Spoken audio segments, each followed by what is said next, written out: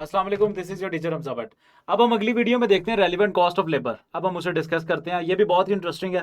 The relevant cost of labour is an additional cash expenditure that will incur as a result of that decision. ठीक है जी, इस decision की वजह से जो भी एडिशनल कैश एक्सपेंडिचर हमारा होंगे, लेबर के एक्सपेंडिचर एडिशनल जो आपके होंगे कैश की फॉर्म में ड्यू टू द डिसीजन, वो आपके क्या होंगे, रेलिवेंट कॉस्ट ऑफ लेबर। ये हमारे पास तीन किस्म की होती है। अच्छा, ये चीज हमें पता है कि if the labour force will be paid irrespective of the decision, चाहे आप डिसीजन लो चाहे ना लो, लेबर को अगर आपने पैसे देने हैं तो वो ऑब्वियसली इंक्रीमेंटल नहीं है, ड्यू टू द डिसीजन नहीं है, इसलिए वो रेलिवेंट कॉस्ट नहीं है। ठीक है जी। अब इसमें हमारे पास तीन टाइप्स होती हैं। पहली है जी, if the cost of labour is a variable cost and labour can be hired from the market, the relevant cost of labour is its variable cost. जिस केस में लेबर की कॉस्ट वेरिएबल कॉस्ट है, ठीक है, तो उस case में जो है हमारे पास वेरिएबल कॉस्ट क्या हो जाएगी, रेलेवेंट कॉस्ट। इसके एग्जांपल से समझने की कोशिश करते हैं। Suppose that part time employees are paid 18 per hour. कंपनी ने पार्ट टाइम एम्प्लॉय रखे हैं, वो 18 पर आवर उन्हें पे करते हैं। They are paid for only for hours that they work, और वो जितने घंटे काम करते हैं उतने घंटे के उन्हें पे कर दिए जाते हैं।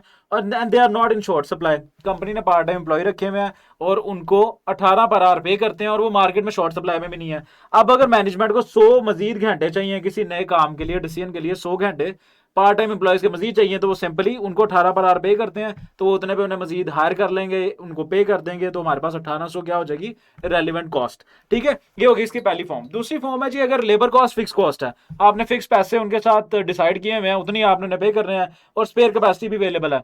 स्पेयर कैपेसिटी मतलब वो आइडियल टाइम, उसमें आइडियल टाइम है, मतलब वो मजीद काम कर सकते हैं, और उनके साथ सैलरी या वेजेस पहले ही फिक्स हैं।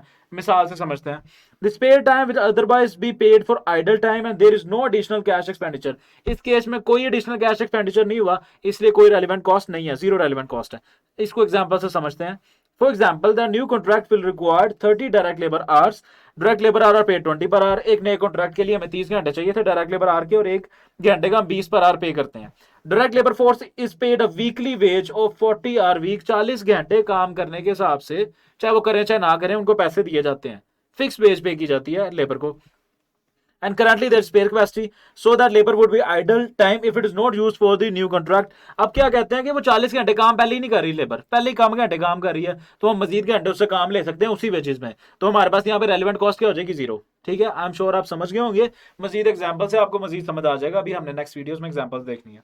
अच्छा, if the labour is in limited supply, तीसरा एक केस है कि अगर लेबर लिमिटेड सप्लाई में है, ठीक है जी, the relevant cost labour shall include the opportunity cost of the using the labour time for the purpose under consideration instead of using it is the next most profitable way. इस case में क्या होगी, जहां पर labour limited supply में होगी, तो जो कंपनी ने चीज फोरगो की होगी, मतलब लेबर को इस काम पे लगाने के लिए जो काम का आपका नुकसान हुआ होगा, जो कंट्रीब्यूशन फोरगोन हुआ होगा, वो आपकी क्या बन जाएगी, रेलिवेंट कॉस्ट। इसको क्वेश्चन से आपको मजीद समझ आएगा।